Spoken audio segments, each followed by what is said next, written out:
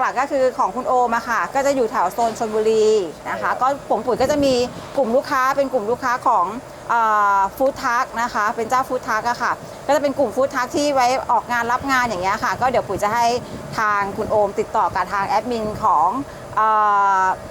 ฟู้ดทักศรีราชานะคะจะได้เป็นสมาชิกด้วยกันเวลามีงานมีอะไรจะได้ไปด้วยกันเขาเรียกว่าคอนเนคชั่นจะได้